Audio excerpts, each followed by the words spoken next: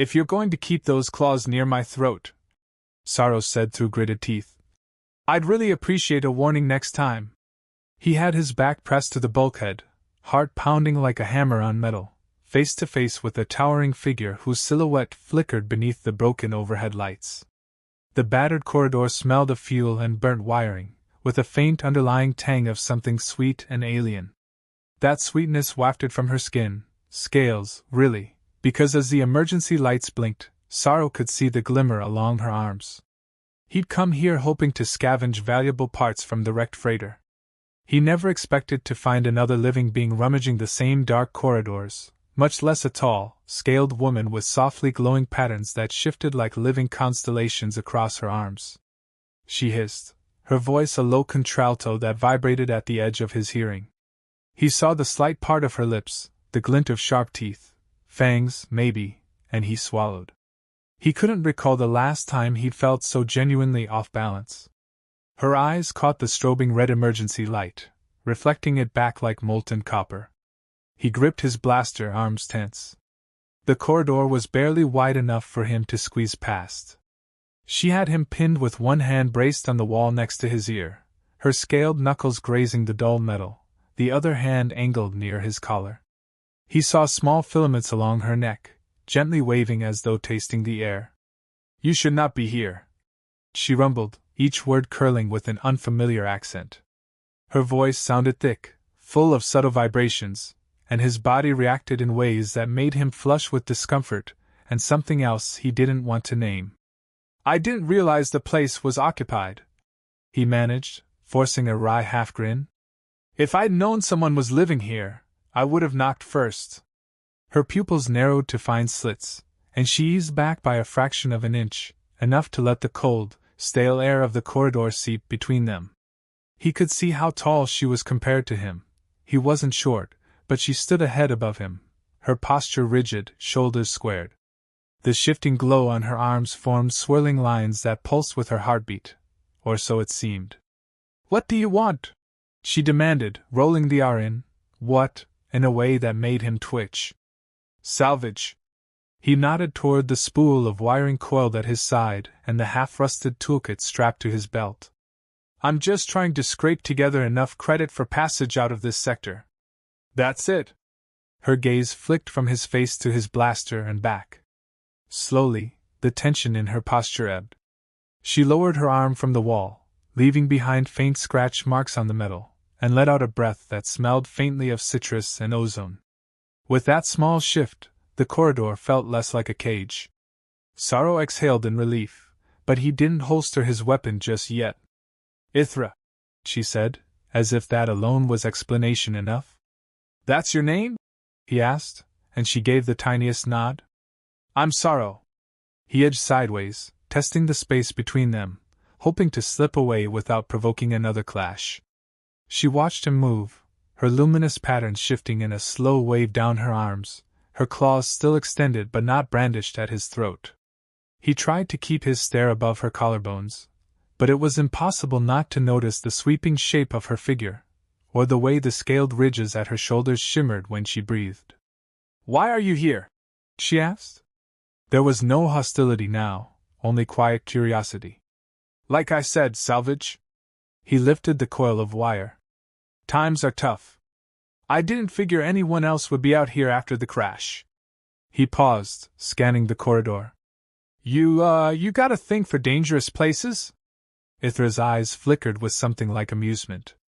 This ship belonged to those who hunted me. I hid after they crashed. She bared her teeth in what might have been a grimace or an attempt at a smile. They tried to sell me. I don't allow that. Sorrow felt a flare of anger at the mention of slavers. It was all too common in the fringe systems these days. Did they hurt you?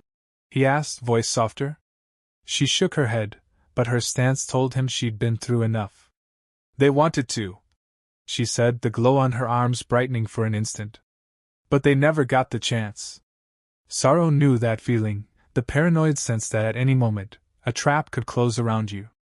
He'd been on the run himself, more than once, from powerful corporations or unscrupulous mercenaries.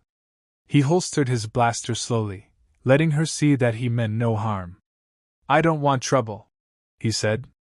I just need enough to keep my ship running. He hesitated, noticing how the corridor was flickering dangerously. A secondary explosion in the engine room must have knocked out half the support beams. This place could collapse soon. If you're hiding here, he said, you might want to consider relocating. The structural integrity's going to fail. Ithra's eyes narrowed. She tilted her head, filaments fluttering again, as if tasting the truth of his words in the air. I have nowhere else, she said bluntly. I can't wander the station. Slavers might still roam the docks. Sorrow gave a short nod. I have a small ship. It's not much, but it's better than being trapped under a ton of collapsed metal. If you promise not to skewer me on those claws, maybe I can give you a ride. He tried to keep his tone light, but his nerves were rattling. He couldn't quite believe he was offering a place to an alien he just met, one who'd pinned him to a wall only moments ago. Yet something in her stance, in the tension that coiled beneath that shimmering skin, sparked a strange empathy inside him. She paused a moment, scanning his face as though searching for deceit. Then her posture relaxed the tiniest bit more. All right, she said. But if you betray me, I get it. He cut in, adjusting his tool belt. I won't though. And we need to move before this corridor seals itself and we're stuck breathing recycled smoke. He started down the corridor, casting a glance over his shoulder to ensure she was following. Ithra kept pace with him, her presence a silent weight at his back. They navigated the torn passages, stepping over twisted beams and cables that sparked in the gloom. Once or twice he offered her a hand when they had to climb around a collapsed bulkhead. She stared at his extended palm curiously, as though she wasn't sure what to do, then tentatively placed her scaled fingers in his. He felt the ridges against his skin, warm and rough like cooled lava, and a jolt of something unfamiliar shot up his arm. He steadied her, swallowing the urge to stare at the faint glow that wrapped around his hand. She made a small, startled sound, as if the contact surprised her as much as him. By the time they reached his battered ship in the docking bay, Sorrow felt sweat beating at his temples. The bay was half illuminated by flickering overheads, and between the swirling dust motes, he could see Ithra's face more clearly. Proud cheekbones, a subtle luminescence that traced the lines of her jaw, and eyes that seemed to shift color between copper and obsidian. The tension between them still crackled, but it was no longer as sharp-edged. It had shifted into something more charged, less outright hostile. He opened the loading ramp, stepping inside the cramped cargo hold. Welcome to the Crescent, he said, with a gesture that encompassed the battered old ship that had been his home for far too long. Ithra's gaze swept over the smudged walls and the stacks of crates. She sniffed the air with a faint wrinkle of her nose, either unimpressed or simply taking in the new scents. It's small, she said. Well, so am I compared to you. He shot back, a grin tugging at his lips. She tilted her head, and after a moment, he realized she was mimicking his grin, or at least trying to. Her smile was all sharp angles, but it didn't seem aggressive now. He felt his pulse stutter at how different, how alien and strangely captivating she was. Clearing his throat, he led her deeper into the ship, weaving past the co-pilot's seat he rarely used. I've got one bunk, he explained. You can take it. I'll set up in the cockpit or whatever. I'm used to it. He didn't mention that he usually slumped in the pilot's seat, half drunk on exhaustion, because the nightmares never let him sleep peacefully in a bed anyway. Thank you, she said simply, no mocking edge in her tone. She stood in the narrow corridor, her presence filling it with that subtle sweet odor. He realized how close they were, the cramped space forcing them practically chest to chest. The overhead lighting reflected in her eyes, and he became aware of every breath she took, the rise and fall of her chest, the slight part of her lips. Ithra lifted her gaze to his, her expression unreadable. You are kind. That is dangerous out here. He let out a shaky laugh. Yeah, well, I've been known to do stupid things. She reached out as if to touch him again but stopped halfway, uncertain. He felt a brief, electric moment of anticipation before she lowered her hand. I sense a strange warmth in you, Sorrow, she murmured. I don't understand it. His mouth was dry. He had no idea how to respond to that. Instead, he cleared his throat and stepped past her, gently guiding her to follow. Let's see if we can power up the engines before the entire station decides to vent us into space. Then we can chat about strangeness all you like. Ithra nodded, trailing behind him with slow, measured steps. He made a mental note to keep an eye on her, but it wasn't mistrust that drove that thought. It was an inexplicable desire to understand her. Something about her bearing, her vulnerability hidden behind that fierce exterior, made him want to keep her safe. It was a new feeling, and he didn't have time to question it as alarms began chiming across the station's outer hull. Without further hesitation, he strapped in at the pilot's seat, fired up the engines, and set the crescent free from the docking clamps. The ship shuddered, groaned, then coughed up plumes of ancient thruster exhaust before it launched into the star-strewn void. Ithra settled into the co-pilot's chair, her eyes widening at the view. Sorrow risked a quick sideways glance, noticing the reflection of distant nebula lights dancing in her luminous markings. She looked entranced, her filaments fluttering as if tasting cosmic dust. He couldn't quite tear his gaze away until she finally caught him staring. He coughed into his fist and redirected his attention to the controls. Let's, see about finding a safer place to land, he said. And then we'll figure out what's next. She nodded, a soft hum escaping her throat, and that hum, low and reverberating, sent heat coursing through his veins. Sorrow pressed his lips together and forced himself to focus on the ship's console. The station behind them lit up with internal explosions, a small chain of red blossoms in the blackness. He told himself that was the only reason his chest felt tight. It had nothing to do with the mesmerizing presence seated beside him, watching him with quiet, curious eyes. They found themselves drifting into unfamiliar territory sooner than expected. The Crescent's NAV systems were spotty on the best days, and with half the scanners shot, Sorrow had to rely on star charts he'd downloaded ages ago. The nearest inhabited moon was a few systems away, and he wasn't eager to bring Ithra anywhere too crowded. Slavers might be watching. They needed someplace quiet, out of the way. Something that would keep them off the grid until they both figured out next steps. Meanwhile, the tension in the ship was nearly tangible. Ithra spent hours observing the screens, or curiously opening compartments to see what might be inside. Her tall frame often brushed the overhead bulkheads, and a few times Sorrow heard a soft curse in her alien tongue as she banged a shoulder or elbow. The resulting spurt of luminous color across her scales never ceased to fascinate him, and his fascination often turned to embarrassment when she caught him staring. She rarely scolded him, though, on the contrary, the corner of her mouth would lift slightly, as if in invitation, as if she found his lingering gaze intriguing rather than offensive. They ate simple rations, mostly in silence. Sorrow noticed how she would sniff the packets, taste them delicately before daring a full bite, then press the remainder to her lips in tiny sips. Whatever her species was used to, it sure wasn't freeze-dried scraps, but she tried. Between mouthfuls, her eyes would flick to him, watchful. Occasionally she asked him clipped, direct questions. Have you killed many men? Why do you trust me? What is the meaning of your name? He tried to answer as best he could, though sometimes her questions left him at a loss. He told her about roving from system to system, scavenging.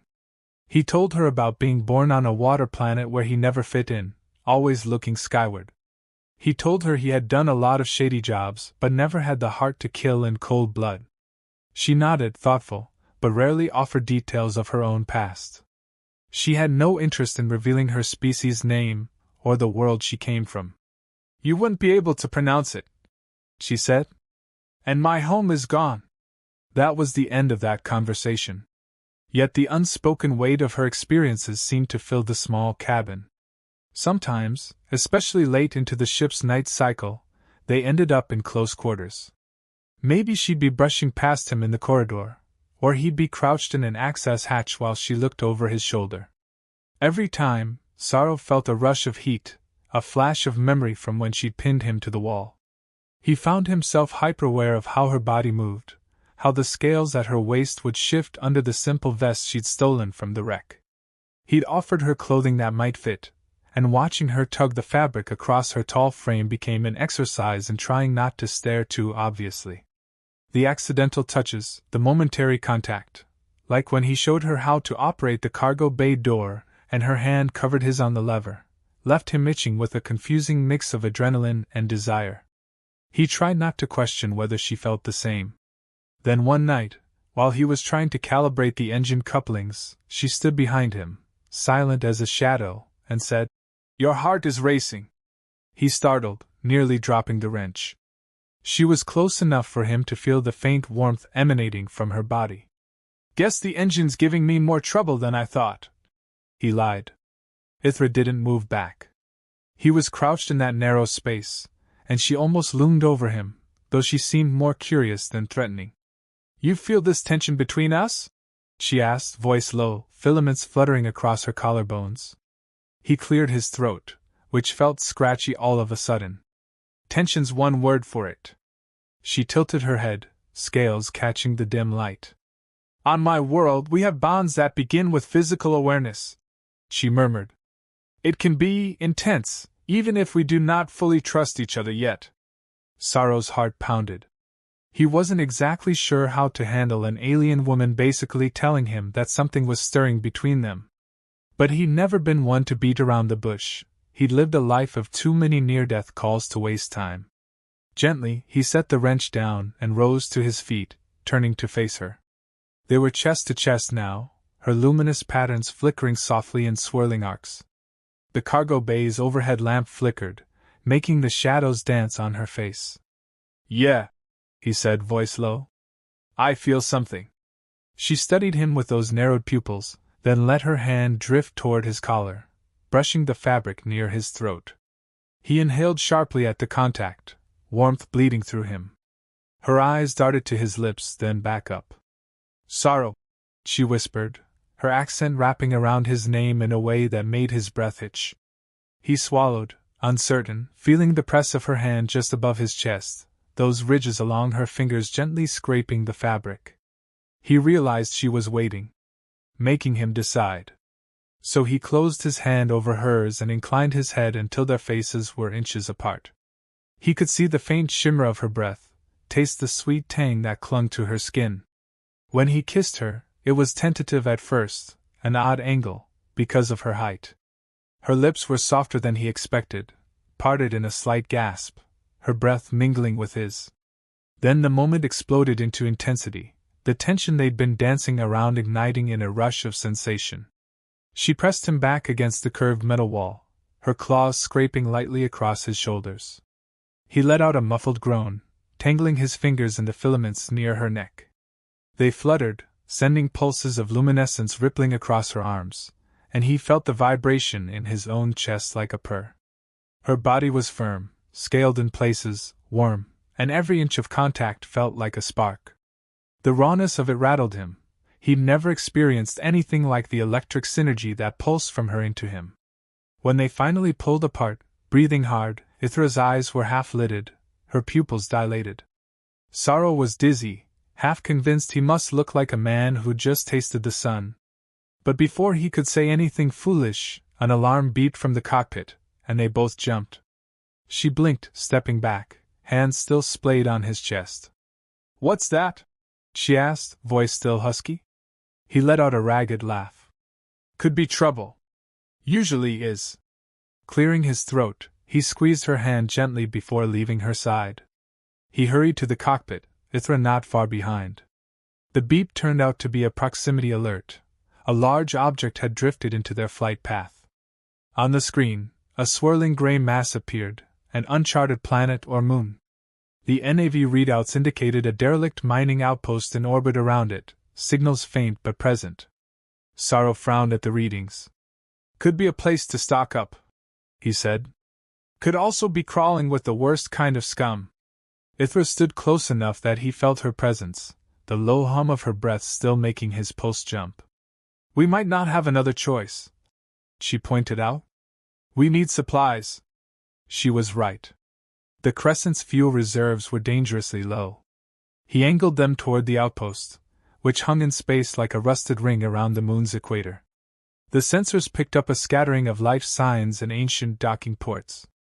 They approached with caution, shutting down non-essential systems to conserve power. As they neared, the outpost came into clearer focus. Battered hull plating, flickering lights along the docking arms, a swirl of debris in the rotating ring. It looked abandoned, but Sorrow knew better than to trust appearances. They slid into one of the docking ports with minimal fuss. The place was practically deserted, or at least seemed so. The docking clamp engaged with a loud clang, and Sorrow powered down.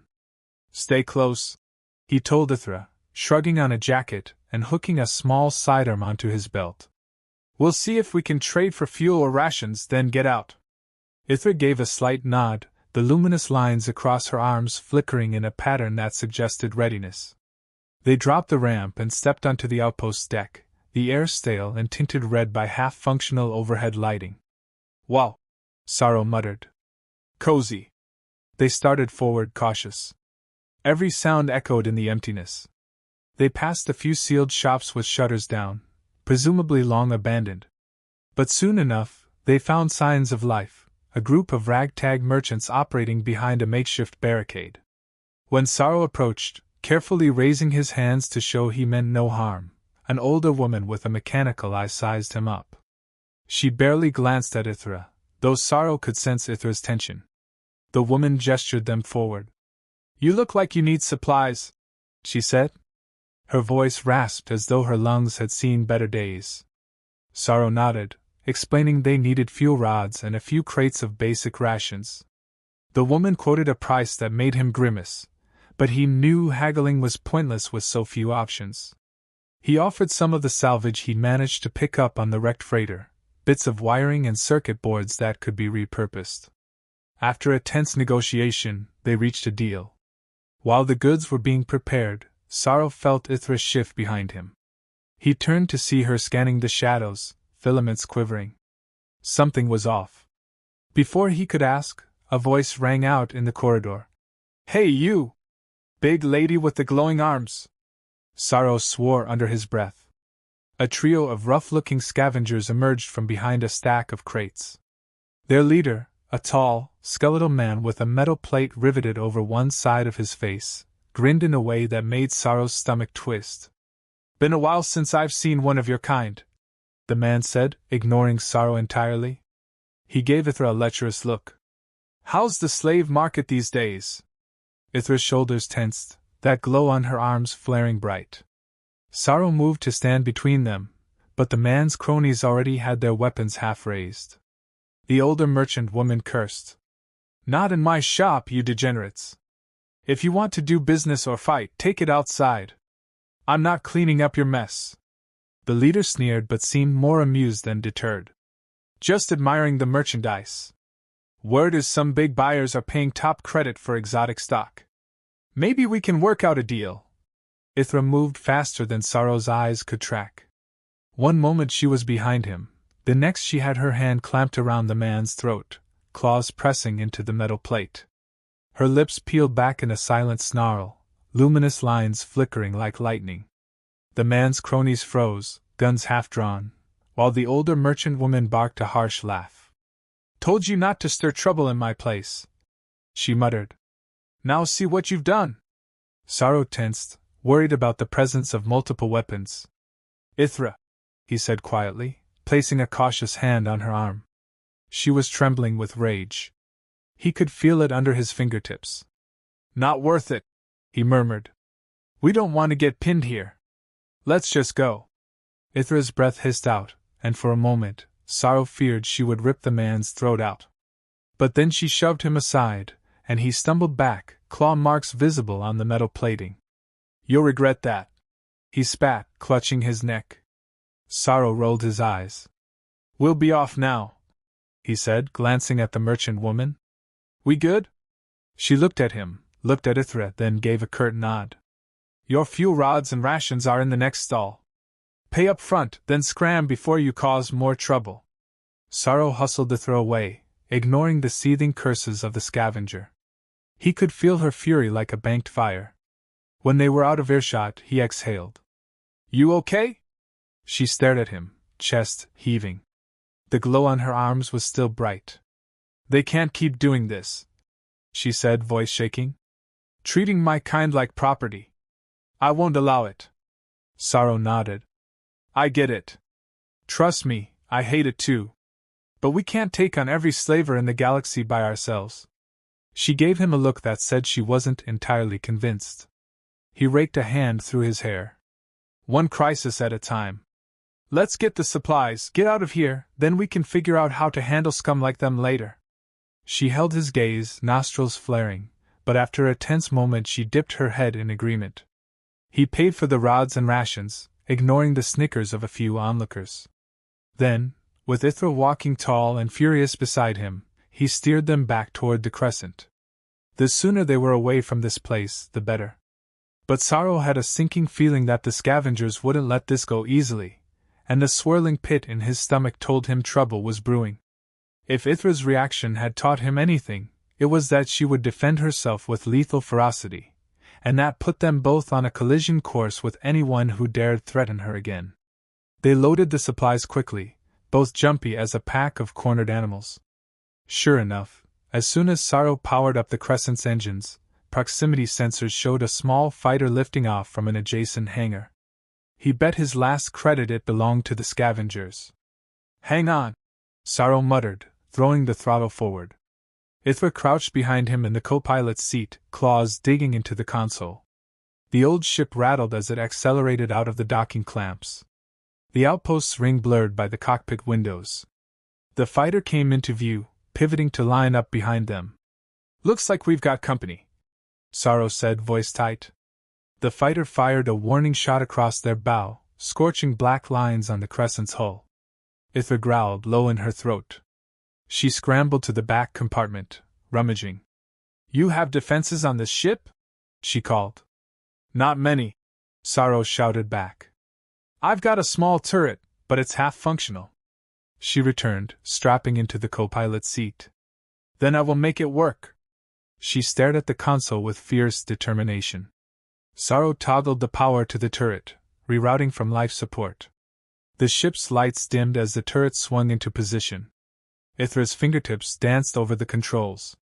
Her filaments glowed bright in concentration. "They're accelerating," Sorrow said, reading the scanners. "We won't outrun them in a straight fight. I'll try to lose them in the debris field near the planet's rings." Ithra nodded, gripping the turret's trigger with practiced calm. Sorrow guided them into a swirling belt of rock and ice. The planet's faint ring system was more hazard than cover, but it was all they had. He weaved between chunks of drifting stone, wincing every time the hull groaned from the close calls. The fighter followed, nimble in the vacuum, peppering them with pulse shots that jolted the ship. Sparks flew behind them. "Turret stuck," Ithra muttered, frustration in her voice. "Keep trying," Sorrow urged, spinning the Crescent to avoid a direct hit. The fighter closed in, evidently believing the battered freighter to be easy prey. But Sorrow had flown in worse. He yanked the yoke, skimming the surface of a massive chunk of ice. The reflection of starlight dazzled his eyes, but the fighter wasn't expecting the abrupt maneuver. Ithra hammered the turret's controls, and with a sudden whine, the old gun roared to life. She unleashed a volley of neon blasts that caught the fighter's wing. It spun out, venting atmosphere. Sorrow whooped, but the celebration was short-lived. The fighter stabilized, returning fire with renewed anger. The Crescent lurched, alarm klaxons sounding. The hull sensors indicated a meltdown in one engine coil. "We can't keep this up," Sorrow muttered, voice tight with panic. Ithra fired again, but the turret fizzled out. "Overheated," she hissed. The fighter lined up for one final shot. Sorrow ground his teeth and cranked the thrusters to full, cutting a sharp turn around a chunk of ice the size of a building. The debris took the brunt of the fighter's shot, sending splinters of frozen matter spinning into the void. Ithra tried the turret again, but it was useless. Before the fighter could readjust, Sorrow found an opening out of the ring system, punching the engines to maximum. The Crescent trembled as they rocketed away. The fighter gave chase, but with the ring debris behind them, Sorrow had a slightly straighter path. He veered around the planet's shadow and made a beeline for open space, where they could jump to the next system. Almost there, he growled, pushing the ship beyond safe limits. The fighter fired off a few more parting shots, scoring the hull but not crippling them. Then it seemed to fall back, either unable to match their speed or unwilling to risk further damage. The moment the jump coordinates aligned, Sorrow hit the drive, and the crescent lurched into faster-than-light travel with a final shudder. Both of them slumped in their seats, hearts pounding. "We did it," he breathed, hardly believing they'd escaped. Ithra's shoulders sagged in relief, the glow across her arms subsiding to a gentle pulse. She exhaled slowly, eyes drifting closed. "They will not stop," she said, voice quiet. Sorrow chewed on his lip. She was right. Slavers and scavengers in the fringe rarely gave up easily, especially if they thought there was valuable prey. But for now, at least, they had a moment's reprieve. With a heavy sigh, he set the autopilot to the nearest uninhabited system, hoping they could land on some deserted rock to patch the hull before the next crisis found them. "You need rest," Ithra said, opening her eyes to look at him. "You're trembling." He blinked, surprised by her concern. "We both do." "That was close." She nodded, rising to her feet with fluid grace. He felt that familiar tension swirl between them, overshadowed by exhaustion and relief.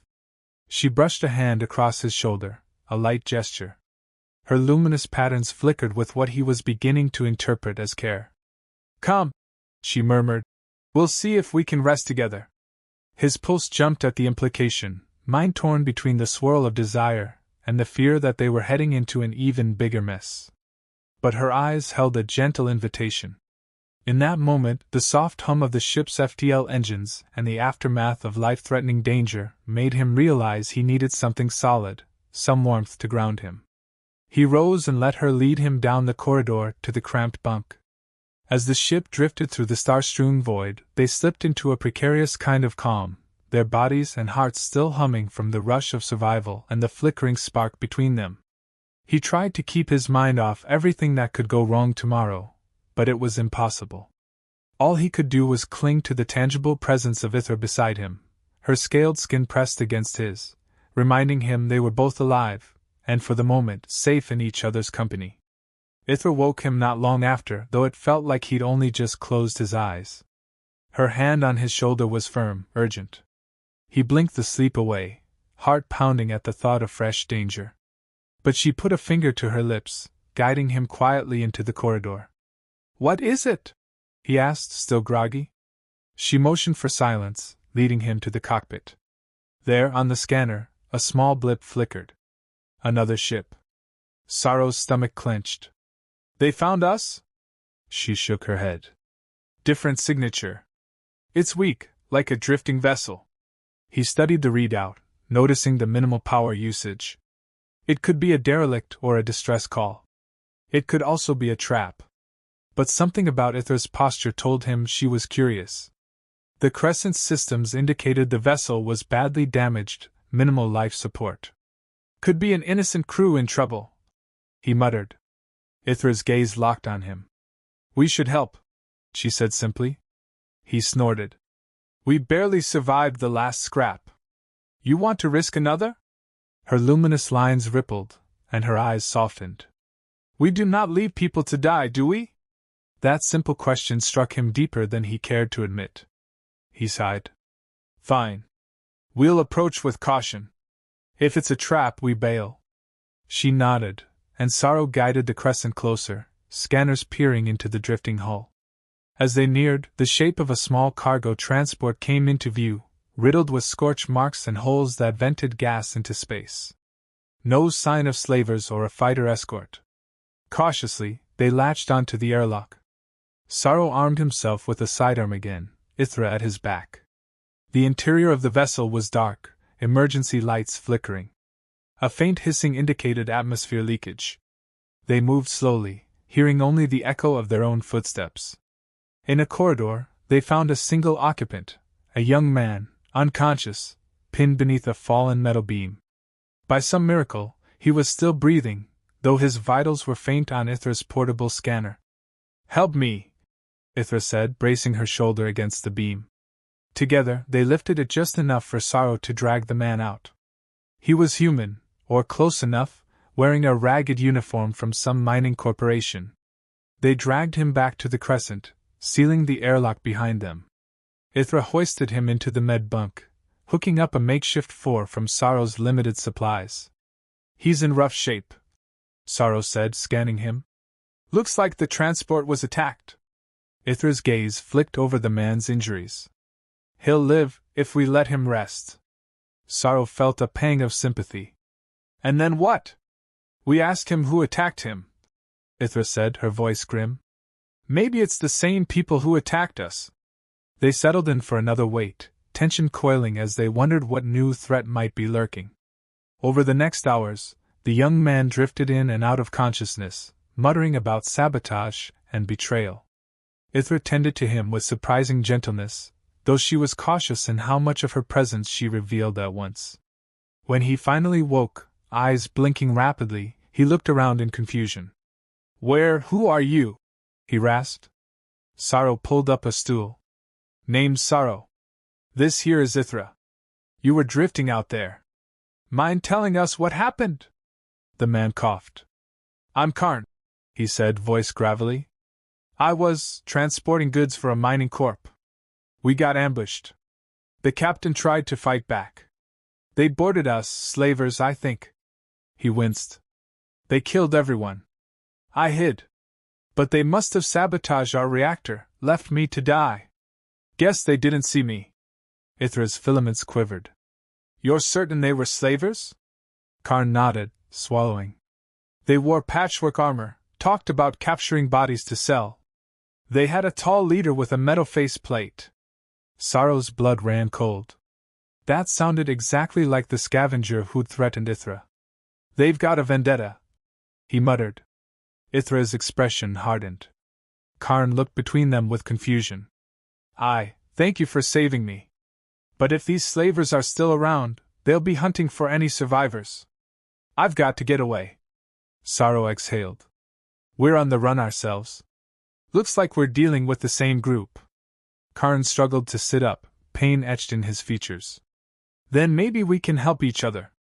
I know a place, old coordinates from my captain's files. A hidden outpost in a drifting asteroid belt. It's risky, but no one goes there."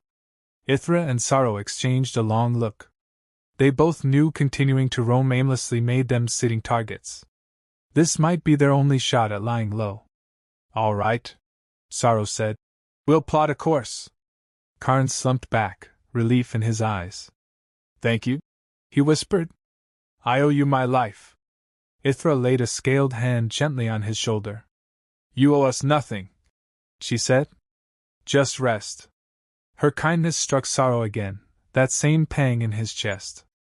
Despite her fierce exterior, she had a tenderness beneath the surface. He found himself watching her as she moved, hypnotized by the slow swirl of color along her arms. It was more than attraction now. It was a growing admiration for the strength and softness she carried in equal measure. Sorrow quietly set the course for the asteroid belt. He tried not to dwell on how deeply he was sinking into her orbit, how dangerous it felt to care. But every time their eyes met, a warmth bloomed in his chest, and he wondered if it was already too late to protect himself from whatever heartbreak or joy might come next. During the journey, Karn recovered enough to walk around the ship, though Ithra warned him not to overexert himself. He seemed wary of Ithra at first, but soon recognized her protective spirit. He tried to keep his distance in the tight corridors, uncertain how to respond to her towering presence and scaled skin. Sorrow couldn't blame him. It wasn't every day you found yourself traveling with an alien whose arms glowed in shifting patterns. But Karn soon found that her quiet watchfulness had a calming effect. He opened up about his life. He'd been desperate for work, took a contract with a shady mining outfit that often skirted the edge of legality. He'd never expected to end up nearly killed by slavers. "I'm just grateful to be alive," Karn said one day, leaning against a bulkhead. Ithra was studying him carefully, filaments flicking. "You seem afraid still," she noted. He gave a shaky laugh. "Shouldn't I be?" Her eyes softened. "Fear is wise." But do not let it consume you. You survived for a reason. Karn nodded, swallowing. Yeah, I guess so. Sorrow watched the exchange from the corner of his eye, something twisting in his gut. He realized Ithra had a natural compassion, even if she was guarded about her own past. He admired her for that. Meanwhile, Ithra continued to slip into Sorrow's bunk, or sometimes she'd lead him into the cramped cargo bay to steal private moments. Their kisses had grown bolder, more fervent. The closeness they found in those stolen minutes ignited a flame inside Sorrow, one he hadn't felt in years. The intensity of her desire matched his own, a raw hunger that left him dizzy. But it wasn't just physical. He sensed something deeper simmering whenever she murmured his name in that thick accent, or pressed her forehead gently to his in a quiet moment of intimacy. The natural question floated in his mind, was this heading somewhere? Did it matter, out here in the lawless fringe, hunted by slavers, pinned between the dark vacuum of space and uncertain survival? Maybe it didn't. Maybe the only thing that mattered was the comfort of her warmth against his, the tangle of limbs and scales that banished the loneliness for a time. He tried to quell the flutter in his heart, the yearning that suggested he might want more than fleeting encounters. One evening, while Karn slept, Sorrow and Ithra found themselves sitting in the cockpit, gazing at the star-strewn void. She brushed her fingers along the console, sending ripples of bioluminescence dancing up her arms. "Your heart is noisy tonight," she murmured, her voice almost teasing. He snorted, slouching in the pilot's seat. "Does it make a sound?" "To me," she said. "I can feel when you're restless." He paused, fiddling with a loose thread on his jacket. "You pick up on everything, huh?" She gave a faint chuckle. "Most. Tell me what is troubling you." He hesitated, not sure how to explain it, then sighed. "I guess I'm just wondering if we'll ever find a moment's peace. If we keep running, keep tangling with slavers, how long can we last?" Ithra considered. "On my world, we believed we must face our enemies eventually, or they will chase us forever. I do not like running. But I do not have the strength alone to defeat them." He nodded, thinking of the scavenger with the metal face.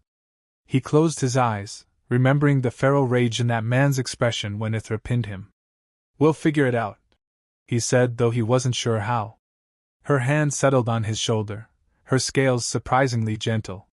"You are not alone in this," she said quietly.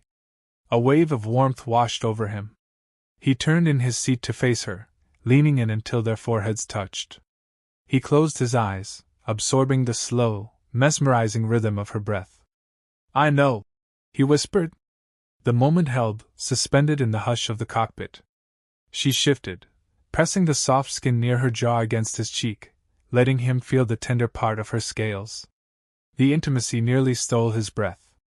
"Ithra," he murmured, tangling a hand in the filaments near her neck.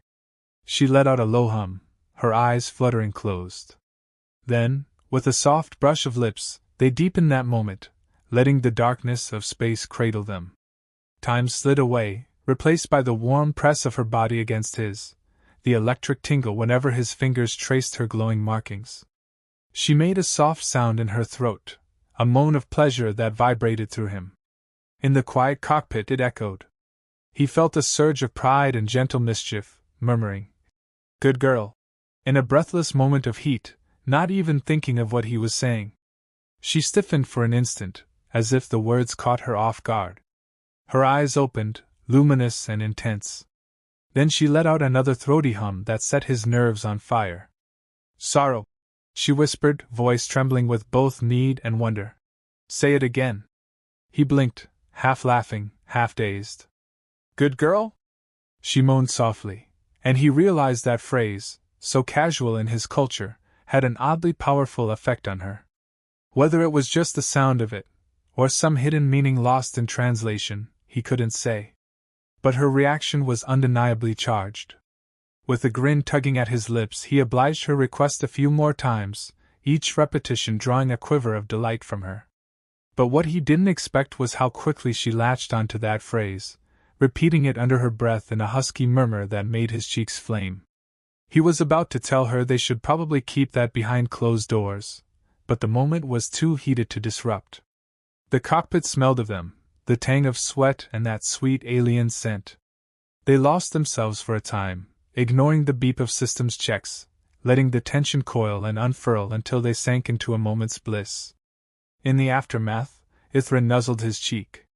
"You make me feel strange," she said softly. "Like my blood is singing." He brushed a thumb across her jaw, eyes half-lidded. "You and me both," he admitted. They stayed like that, content in each other's arms, until a soft clanging elsewhere in the ship reminded them Karn might wake and wander in at any moment. With a reluctant sigh, Sorrow pulled away, smoothing his disheveled hair. Ithra's eyes gleamed. She traced a claw lightly over the inside of his wrist, then withdrew. "Until next time," she said in a throaty whisper, leaving him breathless as she retreated down the corridor. He leaned back in his seat, mind spinning. He still couldn't wrap his head around the intensity that flared between them. But the worry in his chest grew too. If anything ever happened to her, if the slavers caught up, or if some corporate hound decided she was worth a fortune, he wasn't sure he could bear it.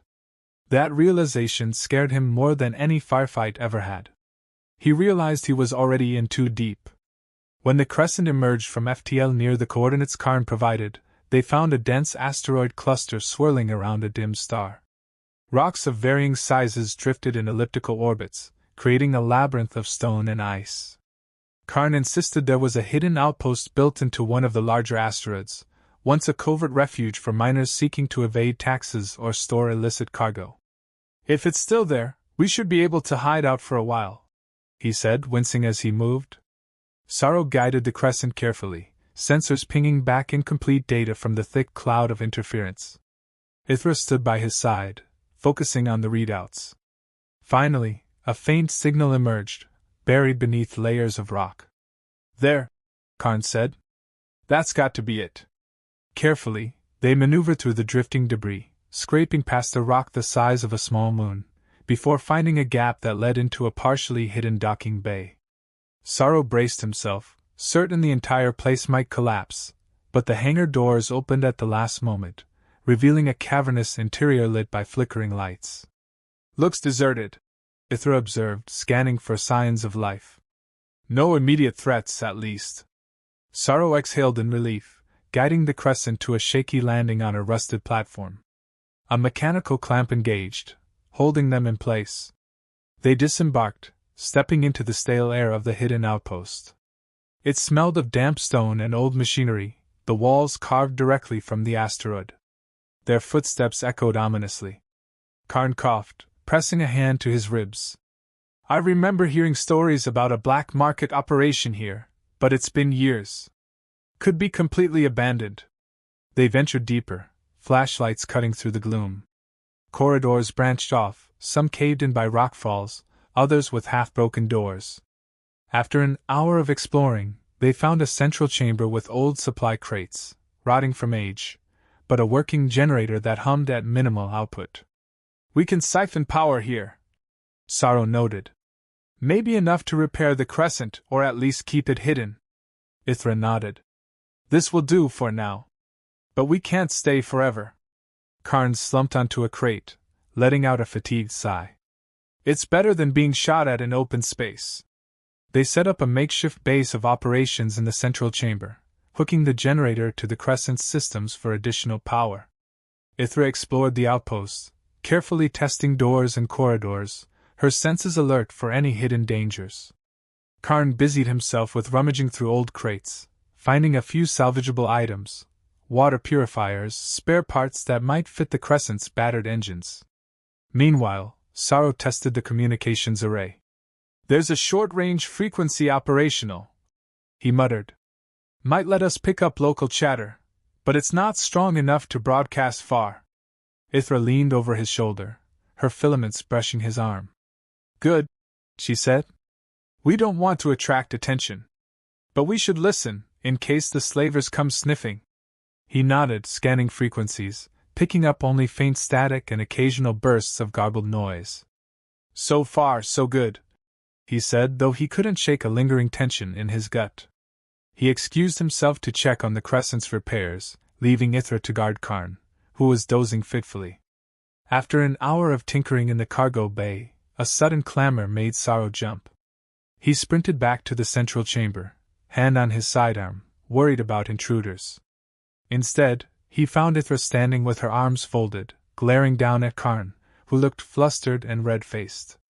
"I only asked a question," Karn was saying, hands raised defensively. Ithra's luminous markings flared.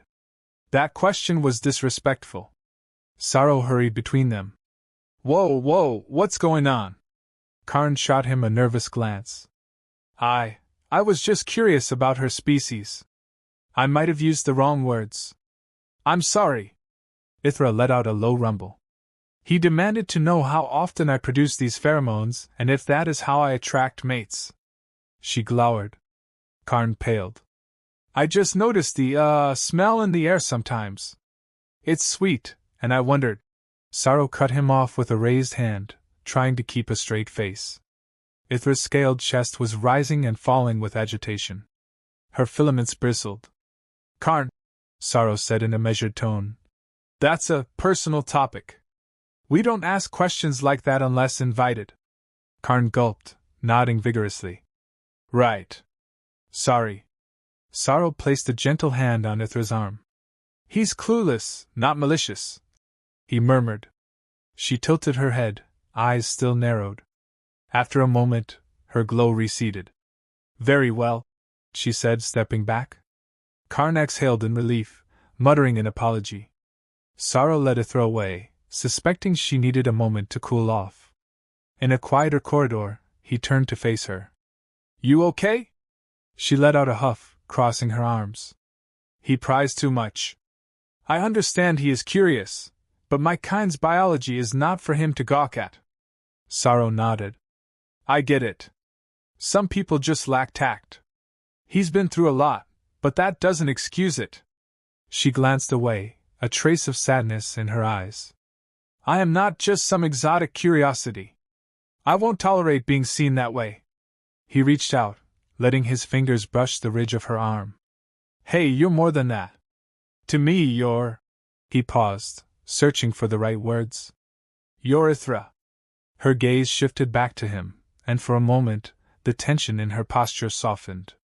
She lifted a hand to his chest, splaying her fingers over his heart. The quiet space between them turned charged, intimate in a way that made him catch his breath. "Tell me," she whispered, "what does good girl mean?" He almost choked on air. He'd used that phrase in the heat of passion, but it hadn't occurred to him she might not fully understand the cultural nuance. Well, it's a compliment, kind of. It means you did something nice or pleasing. It's, kind of intimate." He cleared his throat, his cheeks warming. "Some people say it to someone they care for during, certain moments." Her eyes widened slightly, the luminous lines flickering with interest. "In my language, there is no direct equivalent. But I like it. When you say it, my body reacts strangely." Sorrow let out a shaky laugh, heart thudding. "Yeah, I noticed." She stepped closer, pressing her body to his, her breath skimming across his cheek. "Will you say it again?" His stomach flipped. "Good girl," he murmured, hardly believing they were having this conversation in a dim corridor. She let out that low moan that made his knees weak, arching against him. He cupped her jaw, breathing unevenly as their lips met in a slow, heated kiss. The idea of her moaning those words in front of Karn or anyone else made his ears burn, but in private like this, the effect was intoxicating. She parted from him, a teasing smile curving her lips. "We should be careful. If I moan that phrase in public, it might cause confusion." He barked a laugh. "Yeah, or a lot of awkward questions." She grinned, tracing a line down his chest. "Then perhaps I will save it just for you." His heart squeezed. "I'd like that." They lingered, exchanging small kisses and hushed words, both painfully aware that their respite was temporary. The threat of discovery loomed like a storm cloud on the horizon. But for a moment, they let themselves exist in that stolen intimacy, the tension of the world outside receding to a distant hum. Time passed in that hidden asteroid outpost, an uneasy routine of repairing the crescent, scavenging leftover supplies, and waiting. Karn got stronger, though the haunted look never left his eyes. Ithra and Sorrow fell into a quiet partnership that went beyond survival. When they curled up in the bunk, they shared stories in hushed tones, Sorrow, about the murky corners of the galaxy he'd traveled, and Ithra, about the rituals her people once had, dancing beneath bioluminescent forests that pulsed like the living sea. She didn't speak of how her world had fallen or why she was alone now, but Sorrow felt the weight of that loss in every carefully chosen word. Their bond deepened, stoked by mutual desire and an unexpected emotional resonance. He found himself whispering, "Good girl," in her ear at the height of passion, or murmuring it with teasing affection when she accomplished something small but meaningful, like fixing a short circuit he couldn't manage. Every time, she'd reward him with that delicious sound low in her throat, a moan that sent his senses spinning. Once, she slipped up and moaned the phrase while Karn was within earshot. He nearly dropped a crate on his foot, turning bright red as he mumbled an excuse and fled. Sorrow shot Ithra a look that mingled amusement and embarrassment, but she just shrugged with a mischievous tilt of her head. The next moment they were both laughing, forgetting, for a second, the shadows that lurked beyond the asteroid. But their fragile peace couldn't last. One day, while scanning local frequencies, Karn stiffened. "I'm picking up a coded signal," he said quietly. Sorrow leaned over, heart pounding as they deciphered the hiss of static. Slowly, words emerged. "Searching the sector, escape subject, bounty posted, dangerous alien female." Ithra tensed, her luminous patterns flaring. The words hammered home the inevitable truth. They were being hunted with renewed vigor. The bounty was large enough to draw every desperate merc and slaver in range. "We need a plan," Karn said, glancing worriedly at Ithra. "They're not going to stop until they catch you." Sorrow clenched his fists. "They're not catching anyone. But we can't hide here forever. Someone will stumble on this place eventually." Ithra's expression was grim, but determination burned in her eyes. "We must strike first, show them we are not easy prey." Karn sputtered. "You want to take the fight to them? But they have resources, ships, everything." Sorrow exhaled, considering. He looked at Ithra, at the set of her jaw and the fierce glint in her gaze. He remembered the vow he saw in her when she'd pinned that scavenger. He realized she was right. Running would only delay the inevitable. "We've got to cut the head off the snake," he said finally. "We take down their leader, or at least show them we're not easy targets, so they back off." Karn stared at them like they were both insane. "How?" Ithra lifted her chin. "If they are broadcasting a bounty, they have a hub or a base. We lure them into a trap. We strike." Karn shuddered. "You're talking about a suicide mission." Sorrow's heart thudded. It was risky, borderline madness. But he'd run from too many fights in his life, always choosing the path of least resistance. For once, he found something he wasn't willing to lose. He looked at Ithra, recalling the tenderness in her touch, the raw bond they'd forged. "We do it smart," he said. "Use every trick we have. Maybe we can sabotage them from the inside." Karn opened his mouth, then closed it. He glanced away, torn. But finally he muttered, "I owe you both. You saved me. If you're going after them, I'm in. Just tell me what to do." Ithra laid a hand on his shoulder, a gesture of gratitude. "We will end this," she said softly. Over the next days they prepared. The Crescent needed an upgraded shield generator if they hoped to withstand any space battle. Karn helped Sorrow install salvage parts from the outpost storerooms. Ithra studied star charts, looking for vantage points where they could launch an ambush. They sent out a coded message on the bounty's frequency, mimicking a tip-off that Ithra was hiding in the asteroid belt, battered but alive. The hope was that the scavengers, led by the metal-faced man, would come with enough force to capture her, just as they wanted. Meanwhile, Sorrow and Ithra rigged the outpost with explosives they'd found sealed in old mining crates. "We'll have to be careful," Sorrow muttered, sweat beading on his brow. "One stray spark, we all go up." Ithra's lips twitched in a faint smile. "I trust your steady hands?" He returned a wry grin. I trust yours too. In the dim corridors, they shared a moment of heated closeness, pressing each other against the stone walls, the tension of the upcoming battle igniting every touch. She murmured, "Good girl," with a teasing grin, and he nearly lost his balance from the rush of arousal that flared. "Hey, that's my line," he mock protested, only to have her laugh and pull him into a deeper kiss. That night, they lay together in the bunk, heartbeats thrumming. Sorrow couldn't sleep, haunted by the possibility that tomorrow could be their last stand. Ithra traced patterns on his chest, her filaments gently stroking his skin. "I never believed I would find another home, after my world was lost," she said quietly. "I do not know if I will survive tomorrow. But for the first time, I feel like I have someone worth fighting for." Sorrow's throat tightened. He covered her hand with his, pressing her palm against his heartbeat. "You're worth fighting for," he whispered. She bent her head, pressing her forehead to his. For a long moment, they stayed like that, two wandering souls tangled in a hush of unspoken vows. Then, as if by silent agreement, they let passion flare. Words became gasps, and gasps became moans, as they reaffirmed the life pulsing in their veins. When Ithra whispered, "Good girl," in the midst of that heated moment, he almost laughed, breathless with desire. The phrase took on a shared meaning, a private code that belonged to them alone. It was silly, awkward, and yet powerfully intimate, everything their relationship had become in such a short, intense time. And so they surrendered to each other, not knowing what dawn might bring, but determined to face it together. Dawn, in the sense of stellar rotation, arrived with a jolt. The sensors pinged multiple ship signatures approaching the asteroid belt. Karn's face turned pale as he read the scanners. 5 ships, he reported. 1 bigger freighter for fighters. Ithra and Sorrow exchanged grim looks. "They took the bait," Sorrow said. Ithra nodded. "We stick to the plan." They scrambled to battle stations, sealing the crescent's interior so Karn could operate the outpost generator controls. Ithra and Sorrow boarded the ship, powering up the engines. The plan was simple. Lure the slavers in, let them try to land in the hidden bay.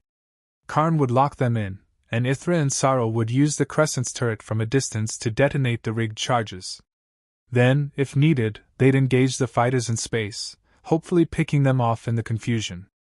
It was a gamble with too many moving parts, but they had no better option. Through the ship's cameras, Sorrow watched the main docking bay. Sure enough, the large freighter with mismatched armor plating drifted inside, escorted by 2 of the fighters. The other 2 fighters stayed in orbit, scanning for ambushes. Sorrow's pulse hammered. "Just a little closer," he muttered. Ithra's claws flexed on the console. Then the bay doors sealed, trapping the freighter inside the asteroid. Karn's voice crackled over comms. "They're locked in. Triggering charges in 3, 2, 1. An explosion ripped through the feed, shaking the entire outpost. Fire lit up the bay, and the freighter lurched, armor plating ripping. The fighters inside were consumed in the blast. Karn hollered in victory, but the celebration was short-lived. Sorrow's sensors showed the other 2 fighters outside mobilizing fast. "We're up," Sorrow said. Ithra nodded, hitting the controls to open the outpost's concealed launch doors. The crescent soared out into the asteroid field, engines roaring. The 2 enemy fighters spotted them immediately. Sorrow clenched his jaw. "Let's see if the upgraded shields hold." The first barrage of laser fire slammed into them, but the shields flickered, holding. Ithra returned fire with the turret, slicing across the nearest fighter's wing. The enemy spun away, venting plasma. The second fighter swooped in behind them, rattling the hull with another volley. Sorrow grit his teeth, weaving through the drifting rocks. The crescent was heavier, less agile, but he used the debris as cover, forcing the fighters into risky maneuvers. Ithra landed a direct hit on the second fighter's cockpit, sending it spiraling into a collision with a chunk of asteroid. A bright flare lit up the void. "Yes!" she hissed, triumphant. The first fighter, damaged but still active, tried one last pass, unleashing a flurry of shots that sizzled across the crescent's dorsal plating. Alarms blared. Ithra swung the turret around, blasting the fighter's engine. It exploded in a shower of sparks. Sorrow whooped, adrenaline surging. "We did it!" Ithra bared her teeth in a feral grin. "Now, let's see if the freighter's done for." They circled back, scanning for signs of life. The docking bay was half collapsed, flames venting into space. The freighter inside was gutted, no sign of thruster activity. "Looks finished," Sorrow said. "What about Karn?" Ithra asked. Static on the comms for a few tense seconds, then Karn's voice crackled through. "I'm okay," he said, coughing. "Mostly. The outpost took a beating, though." Sorrow exhaled in relief. "We'll come get you." The crescent touched down gingerly in a secondary chamber, and Sorrow hurried inside, wading through rubble until he found Karn leaning against the console. The young man's face was smudged with soot, but he was alive. "Hell of a fireworks show," Karn muttered, wincing. "You got them all?" "All but the big freighter's crew," Sorrow said. "We need to confirm they're not still breathing."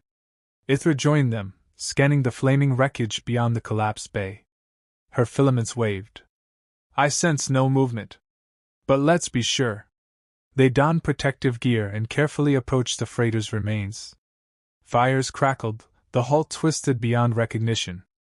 As they picked their way inside, the reek of burnt metal and scorched flesh hit them. Sorrow steeled himself. He'd seen death before, but it never got easier. "Look there," Ithra whispered, pointing to a large figure pinned under a shattered beam. Metal plate covering half his face. "The scavenger leader." He coughed, eyes rolling, still clinging to life. Karn froze, fear evident in his expression. Ithra crouched beside the man, the luminescence on her arms flaring ominously. "This is the one who hunts me," she said, voice low. "No more," the man rasped, blood trickling from his mouth. "Kill me, or help me."